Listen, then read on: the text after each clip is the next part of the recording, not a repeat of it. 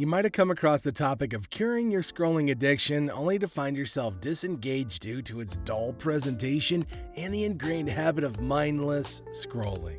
Research suggests that approximately 85% of individuals will continue scrolling shortly after encountering that kind of content, as it addresses the need for immediate gratification provided by social media. Unless these addicts are offered some flashy tricks that promise an instant result, they're not going to be compelled to stop by. But honestly, those who click away are most likely the ones who need this advice the most. You might be familiar with the feeling of endless scrolling on social media, be it morning, day, or night. Hey, I get it. Sometimes it's a necessity because life sucks and the day is rough. Man, I get it, believe me. But other times, we just kind of do it out of sheer dumb habit. You constantly got an itch you gotta scratch, and you're always looking for momentary amusement after every tiny little break.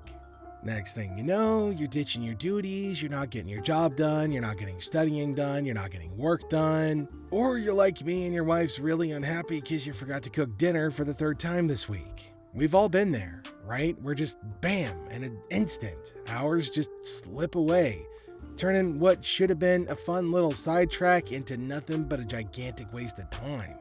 And then comes the fallout, where you're feeling sluggish and you're trying to figure out just where all your time went. And also how to get your wife off your back, or your husband, or your sister, or your girlfriend, or your boyfriend, or your parents, or somebody in your life that you just inadvertently disappointed. And then on top of that, everything starts piling up, right? So your job, your activities, studies, projects, reports, you name it, it all just starts to kind of cram up together into a gigantic ball of suck. And let's be real, it takes a toll mentally and emotionally having to deal with all that crap after a while, right? And that's even before the guilt kicks in, right? Or the sense of responsibility that you initially have when it's time to get things done. And then it all just kind of falls apart and fades away. Then comes the stress, anxiety, don't get me started, lack of passion, and then your lack of devotion to getting things done. And while that sucks a big fat one, the good news is that there are reasons behind it. And once you can identify the root of a problem, it's a lot easier to fix it. So don't you dare scroll away, because we're starting to get into the good stuff. Okay, so the basic reason for this addiction is social media itself, right? These platforms are designed to keep us hooked for hours, offering us instant dopamine hits at intervals. Mind you, spread it out, which makes us want even more. Honestly, it's no different than nicotine patches or vaping, neither of which is really good.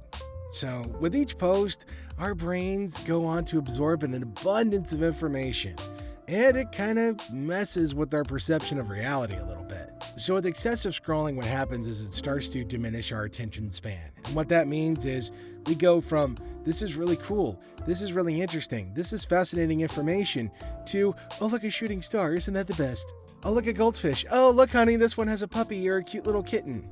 I mean, we've all been there. And that also takes away our focus from the important things that we need to do.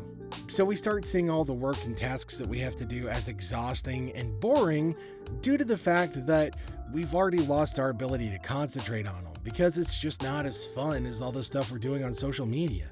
And really, random scrolling, whether it's for entertainment or doom scrolling, it is an addiction, which is definitely a type of disease. Constantly sucks the life out of you. I know, believe me, it doesn't sound like fun admitting it, but the first step to fixing a problem is admitting you got one.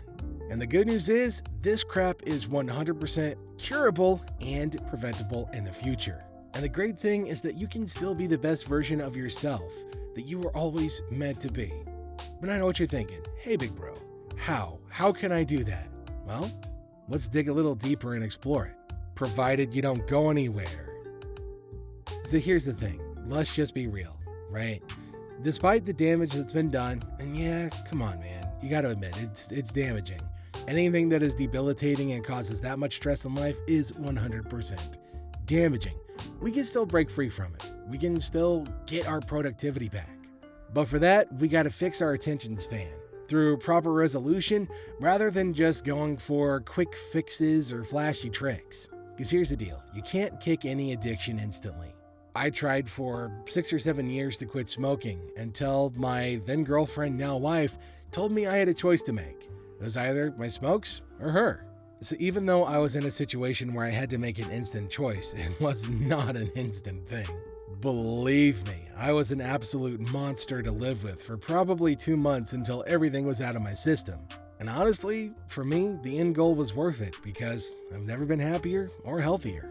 But still, that was a rough patch until I finally got over it. But that's what I'm talking about. There is no instant fix. But there is a cure. So let's talk about that for a little bit. Alright, so to start off our journey, you gotta be patient and go through the whole video with a focused mind. Patience, grasshopper. That and commitment are the keys to success in breaking free from the curse. In other words, if we think of our attention span like a muscle that grows stronger with constant training, it's a lot easier to understand that just like our physical muscles, constant exercise, whether moderate or excessive, can strengthen our attention span.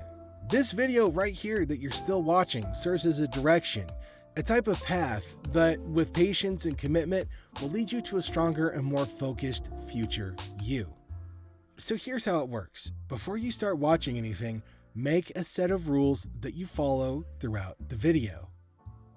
And if you need to, just pause this video, get a sticky note, write down your steps, just stick that up in the corner of your screen. I cannot tell you how many times my sticky notes have caught me on my bad behavior and helped me finally make it through this problem.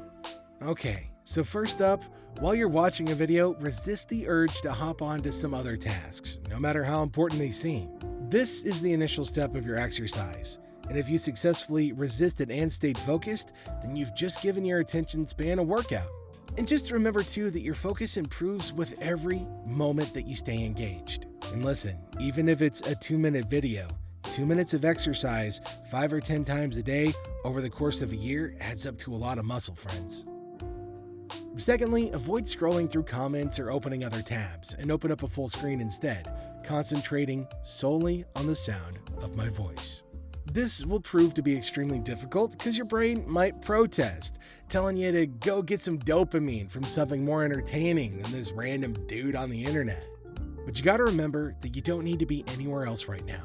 You clicked on this video to reclaim your attention, and those who click away for something more stimulating essentially admit they're not interested in training their attention.